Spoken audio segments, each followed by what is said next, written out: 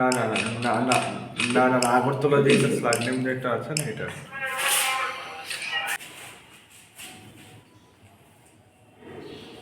সম্পাদক মন্ডলীর সদস্য শান্তনু দেব এবং রাজ্য নেতৃত্ব বিজয় বিশ্বাস আছেন।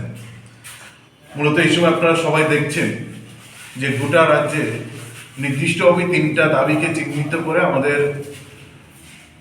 বিভাগভিত্তিক গণ কনভেনশন আমরা সংগঠিত করছি। মূলত হচ্ছে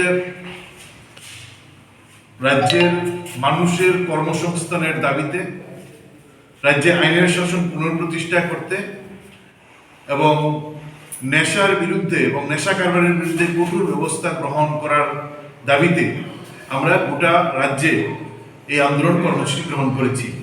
আগরতলায় গত নভেম্বর মাসের 11 তারিখ রাজ্যভিত্তিক কনভেনশন করে এখন বিভাগ ভিত্তিক কনভেনশন সংগঠিত হচ্ছে এবং তার পরবর্তী পর্যায়ে আমাদের এই আন্দোলন কর্মসূচি কমরেড পলাশপুরকে আপনাদের সামনে বলবেন। এই প্রসঙ্গে যেটা বলার যে নির্দিষ্টভাবে 3টা এই দাবি সনদ আমরা তৈরি করেছি রাজ্যের প্রতিটা মানুষের স্বার্থে, দলমত নির্বিশেষে প্রতিটা ঘরে এই সময়ে এই 3টা দাবি কোনো না কোনো একটা সমস্যা নিয়ে রাজ্যের ধর্মনগর থেকে সাবরুম সমস্ত দলের, সমস্ত বর্ণের, সমস্ত অংশের মানুষ এই সমস্যায় জর্জরিত।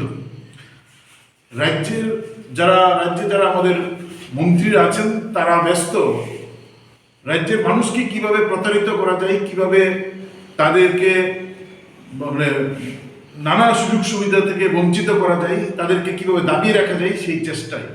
আমি শুরুতেই যে একটা উদাহরণ দিতে চাই যে 2021 সালের ডিসেম্বর মাসের 10 তারিখ রাজ্যের মন্ত্রী রতনলাল নাথ মহাকরণে বসে প্রেস মিট করে বলেছিলেন, এটা 2021 সালের ডিসেম্বর মাস, যে 22 সালের মার্চ মাসের মধ্যে বিদ্যাজ্যোতি 100টা স্কুলের জন্য 1400 জন এবং অন্যান্য স্কুলের জন্য 2622 জন, মোট 4022 জনকে 2022 সালে মার্চ মাসের মধ্যে নিয়োগ করবেন।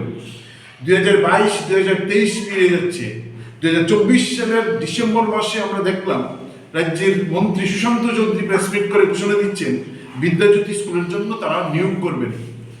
এই যে প্রতারণার খেলা চলছে, 2021 সালে যা ঘোষণা হয়েছে, বলছিলেন মহাকরণে ক্যাবিনেটের সিদ্ধান্ত হয়েছে মার্চের 2022 নিয়োগ করবেন, 22, 23, 24 পেরিয়ে গেছে, এখন নতুন করে আবার একই পোস্ট আরেক মন্ত্রী ঘোষণা করছেন। এই প্রতারণা কার স্বার্থে আমরা জিজ্ঞেস করতে চাই। এবং এই দুইজন কখনো বাংলাতে, কখনো হিন্দিতে, কখনো ইংরেজিতে এই ধরনের প্রতারণা সাংবাদিক সম্মেলন দিনের পর দিন করে চলছে। পিআই এবং পিই আমরা পদযাত্রা, মিছিল, জমায়েত, গণধর্ণা ইত্যাদি কর্মসূচি আমরা গ্রহণ করব এবং আগামী 13ই ডিসেম্বর সদর বিভাগে দুর্গা চৌমুনি থেকে আশ্রম চৌমুনি পর্যন্ত দীর্ঘ পদযাত্রার মধ্য দিয়ে এই আন্দোলন কর্মসূচির সূচনা হবে।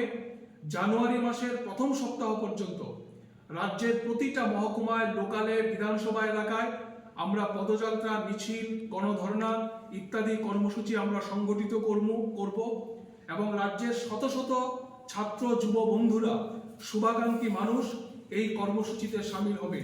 আমরা ডিওয়াইএফআই এবং টিওয়াইএফ মনে করি আমাদের রাজ্যকে যেভাবে অন্ধকারের দিকে নিয়ে যাওয়া হচ্ছে, যে অন্ধকারের দিকে রাজ্যকে ঠেলে দেওয়া হচ্ছে, তার হাত থেকে রাজ্যের যুব সমাজকে, তাদের ভবিষ্যৎকে রক্ষা করার দায়িত্ব ডিওয়াইএফআই এবং টিওয়াইএফ এর।